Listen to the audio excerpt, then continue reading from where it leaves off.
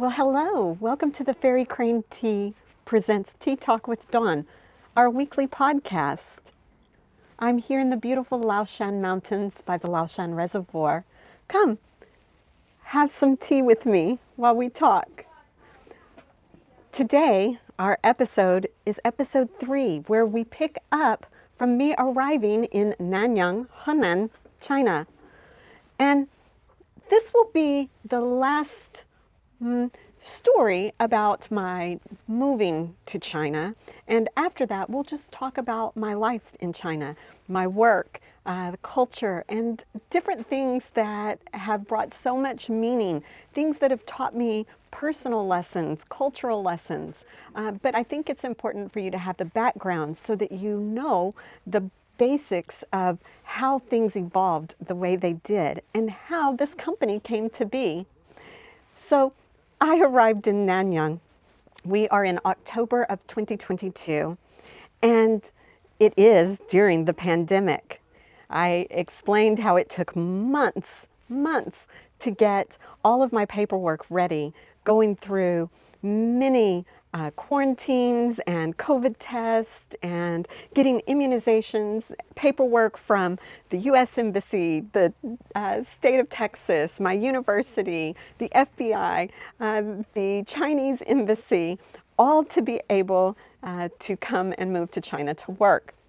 It was an intense process, to say the least, and also very rewarding, because I knew that by going through that process and seeing it through, it really showed myself and others that this was not a whim, that this was something that I felt strongly about. And so getting on that airplane, moving to China, it was a long flight. And thankfully I flew business class on American Airlines, which is a former employer of mine. I genuinely had an amazing flight, amazing crew, even the passengers. We had opportunities to talk. I mean, we are talking 15 hours. And arriving in Shanghai, I had to quarantine for 10 days in a hotel that was not of my choice or picking. We just arrived, and that's the hotel you would be in for 10 days. And when your quarantine was done, they were done with you. They basically took you back to the airport where you arrived, unless you had somebody picking you up, and then you made your way to where your next destination was. Mine was Nanyang, Henan. My train, because I could not take a direct flight to Nanyang at that time, I had to take the high-speed rail, and therefore my train did not leave until the next day, so I stayed at a hotel near the train station. Arriving in Nanyang was very much like what happened when we arrived in Shanghai. They were very careful. You went down certain pathways, not like we do normally now when you arrive at the Nanyang train station, the North Railway Station. You had to take these detours, and it looked like it was taking you deep into like an underground parking that they had cleared. And you had pathways, and you had to show your documentation. You had to take a COVID test. You had to show where your final destination was, your paperwork. And this is not just for foreigners. This was anybody traveling at that time. They were very strict. And so once you processed out, and let me tell you, that took a long while. Once you processed out, then you could take a taxi or a Didi, or maybe you had family or friends picking you up. In my case, the university had arranged for an ambulance to pick me up. For foreigners, they said this was typical coming from another country, that they would have an ambulance that would pick you up and take you to your next location. But the ambulance never showed up. And I talked to the staff, and the staff said, "Oh, we don't have ambulances." And so they helped me and showed me where to go to get a taxi or Didi. Didi is the American equivalent of Uber or Lyft. So I go up, and normally there are just so many drivers waiting for you outside the train station. But with COVID happening, they couldn't. It was just the cars and then select drivers, but they had to stand so many feet away. Well, one of the drivers said that he would take me, and I was like, okay. And so he carried my luggage and I had to follow him.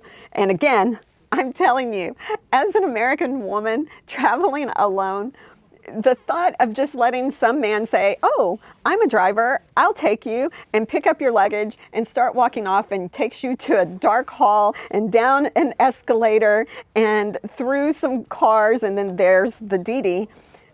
I think if I were back home, that would never happen. I would never follow a strange man to a car the way I had to here.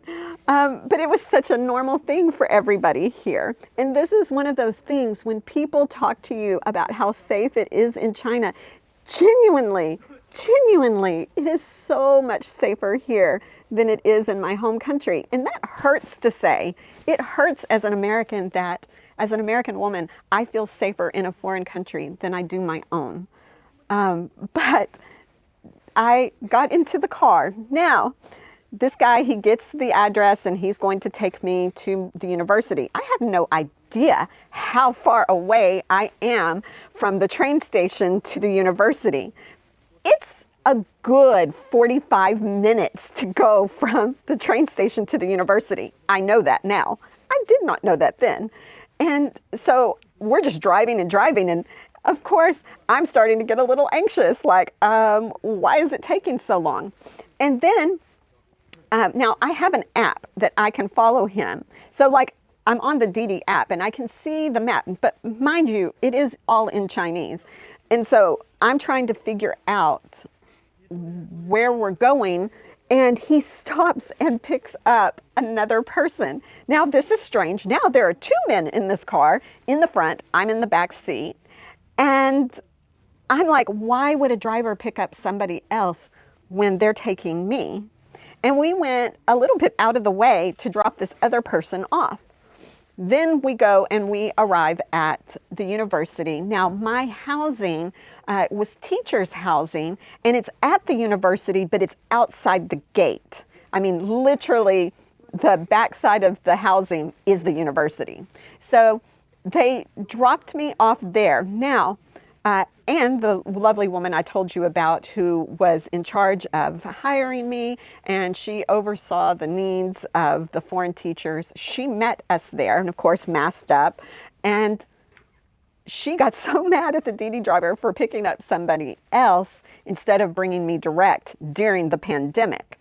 And so he charged me for the time, and she told him that he could not do that because he went out of his way to take another person, and I shouldn't be paying for somebody else's drop-off.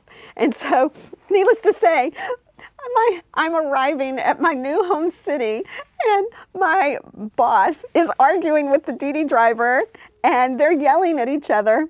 And I'm like, oh no, what is happening?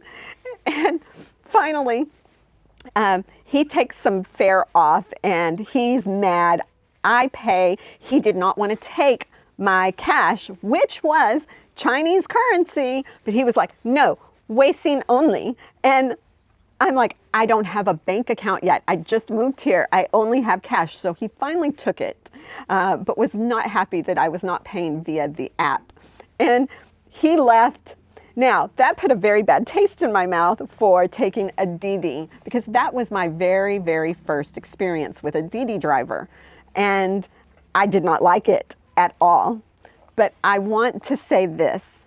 I've never, ever, in almost 4 years now, I've never had an experience like that again. So I would say, you can trust Didi, you can trust taxi drivers. They're actually quite helpful.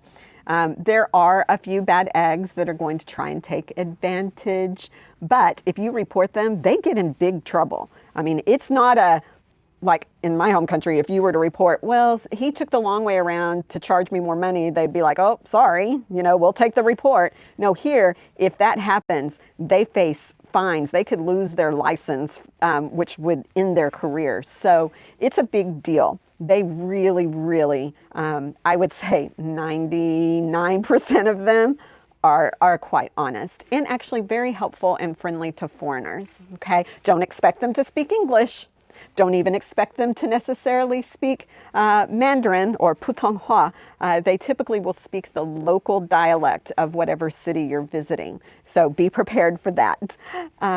Now, I arrive and I see my housing, and the buildings are about 6 stories. So I'm not in a high rise, and it's an older building, but it has a beautiful park.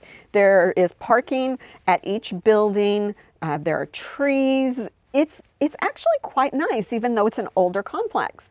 Now, I have my luggage, and Anne looks at me and she's like, okay, let's go see your apartment. And I'm on the very back side, so I'm not close to the entrance. I'm on the back side, which isn't necessarily far, but I'm back against the university.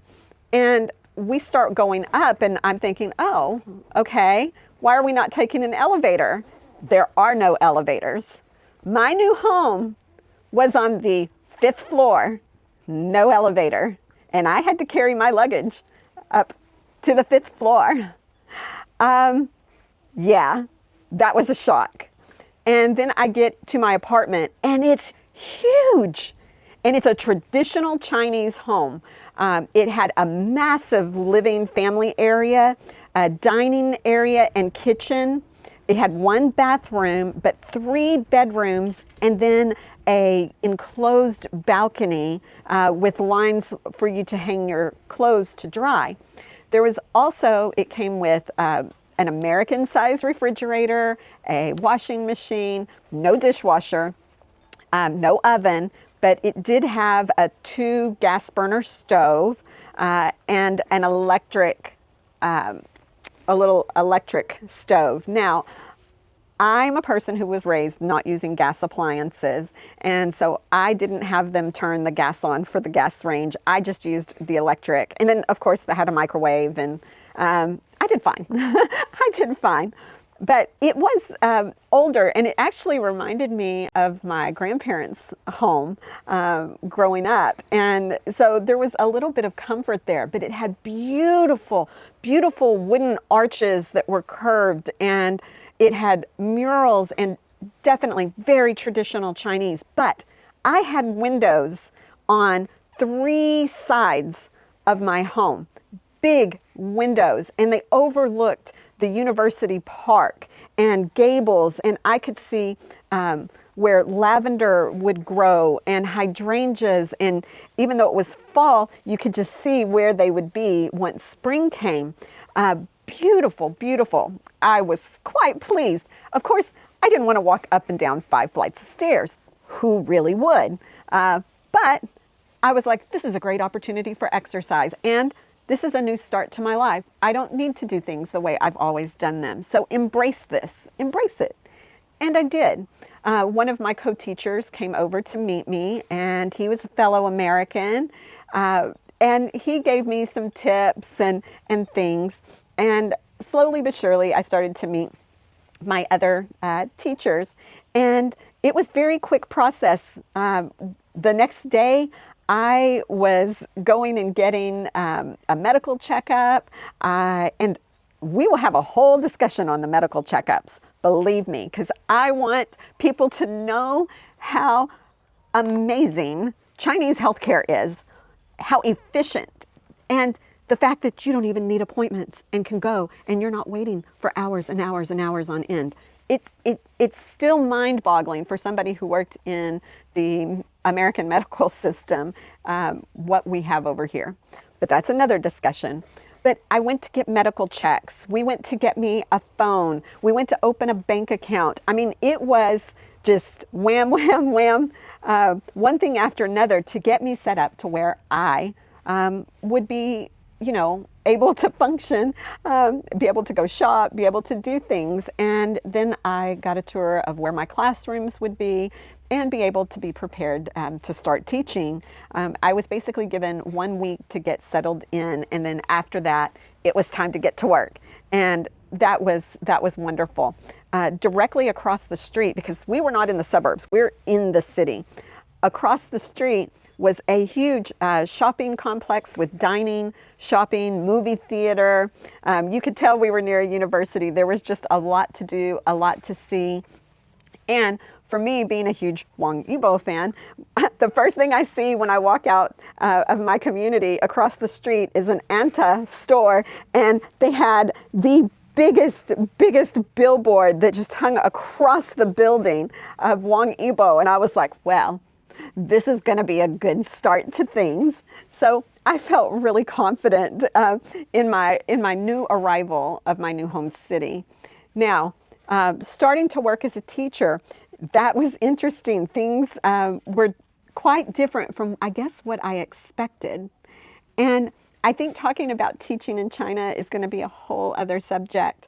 But within the first 2 weeks of me arriving, I had met a fellow teacher. She was a Chinese teacher, and her friend, another Chinese teacher, who happened to be basically like an assistant co-teacher. She was my co-teacher, my Chinese co-teacher. And we had dinner together, and then she learned that I loved tea.